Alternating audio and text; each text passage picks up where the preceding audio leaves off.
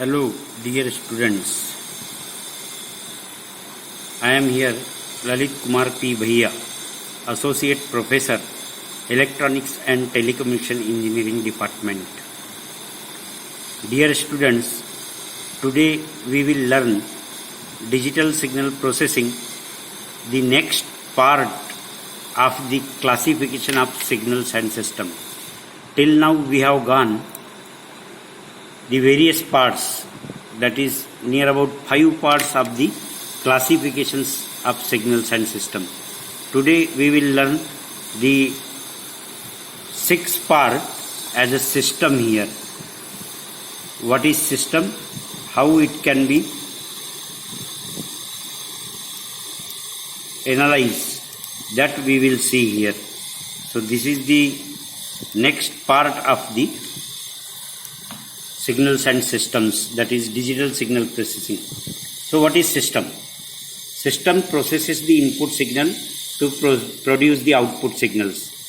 A system is a combination of elements that manipulates one or more signals to accomplish a function and produce some outputs. You can see in the diagram, the input signal is shown, which is going to the system, and the output signal from the system is coming out. These are the examples of the systems. A circuit involving a capacitor can be viewed as a system that transforms the source voltage to the voltage across the capacitor. A communication system is generally composed of 3 subsystems: the transmitter, the channel, and the receiver. This is communication system, which contains the transmitter, receiver, and channel. The channel typically attenuates and adds the noise to the transmitted signal, which must be processed by the receiver. Biomedical system resulting in biomedical signals processing. And some examples are of control systems. This is the system example. Consider an RL series circuit. This is a filter circuit. Here the source is given V of t, and this is the resistance R, and this is the inductance L. Using the first order equation, we can write the voltage across inductor is VL of t is equal to L into di by dt. And we write the loop equation, V of t is equal to VR.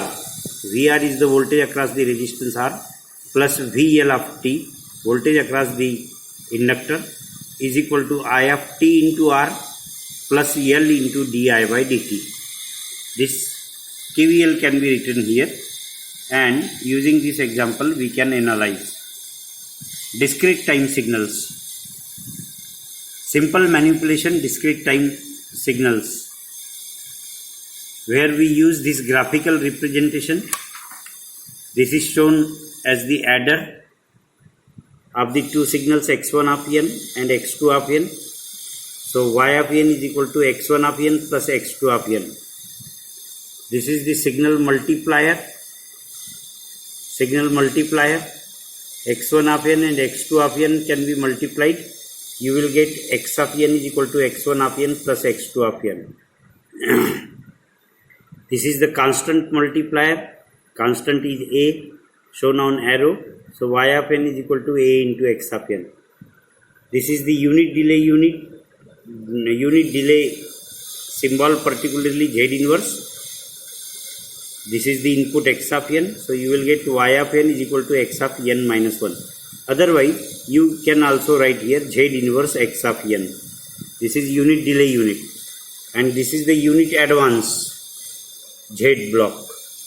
So y of n is equal to x of n plus 1. That is Z into x of n. This is Z inverse into x of n. Z inverse indicates the unit delay. Z indicates the advanced delay. So these are the symbols used in discrete time systems. Representation of a system. System can be represented using following mathematical model. linear difference or differential equation, impulse response sequence, state variable techniques, matrix description, mathematical modeling of continuous system. Most continuous time systems represent how continuous signals are transformed via differential equation. Example, just we have seen RL circuit, here RC circuit is the example. dVc by dt plus 1 by RC Vc of t is equal to 1 upon RC Vs of t is the input. So system indicating car velocity, m into dV by dt plus rho into Vt plus f of t. So this indicates the car velocity. Mathematical modeling of a discrete time system. Most discrete time systems represents how discrete signals are transformed via difference equation. Y of n is equal to 1.01 y of n minus 1 plus x of n. It is just like a y of t is equal to 1.01 z inverse y of z plus x of z. Y of z is equal to 1.01 z inverse y of z plus x of z. Similarly, y of t is equal to 1.01 dy by dt plus x of t. And the another equation is x of n, v of n minus m upon m plus rho into a v of n minus 1 is equal to this del upon m plus rho del into fn is the one of the dynamic equation. Then order of the system. Order of the continuous time system.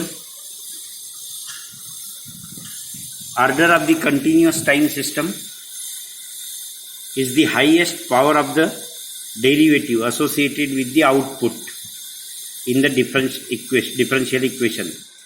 For example, order of the system shown is 1. Here you can see the highest derivative power is single d by dt.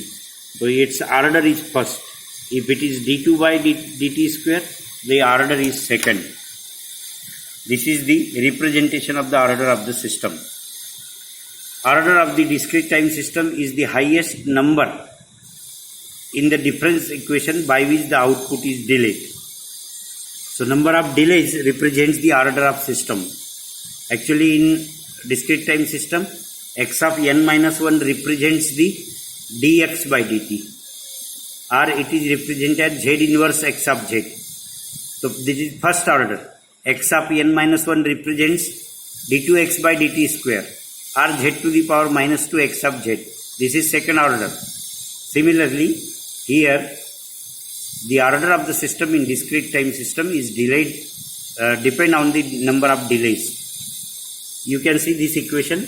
For example, y of n is equal to 1.0 h of n minus 1 plus x of n. Since here h of n minus 1 is there, so this is a simple first order system. Then there uses the state variable techniques. The concept of the state of dynamic system refers to a minimum set of variables known as the state of variables that fully describe the system and its response to any given set of inputs. So what is the state variable? Input are given and output are taken. In between some defined variables are there that defines the particular state of the system. Hence it is called as the state variable techniques. This state variable technique is also used. You can see this diagram. Here you can understand this one. Input vector u is there. These are the input in terms of the vector. This is the system described by the state variables. So these are the important. These are variables which are called as the state variables x1, x2, xn. And this is the output vector y1, y2, y3, ym. So this is called as a state space representation. And this state space representation models a particular system for time domain, and Sol is, which gives the system is states and is its state equations and subsystems also. So these are the examples of the systems and subsystems where the coefficients Aij and Bij in this are the constant that describe the system. This is set of n. Equations defines the derivatives of the state variables to be weighted sum of the state variables and the state inputs. Equation 8 may be written completely in matrix form. This is the state space representation in matrix form. You can see the numericals based on this may comes. Here x dot is equal to ax plus bu is the form. X dot is the ddt of x vector matrix. A is the constant matrix, coefficient matrix. X is the input matrix. B is the constant coefficient matrix. And U is the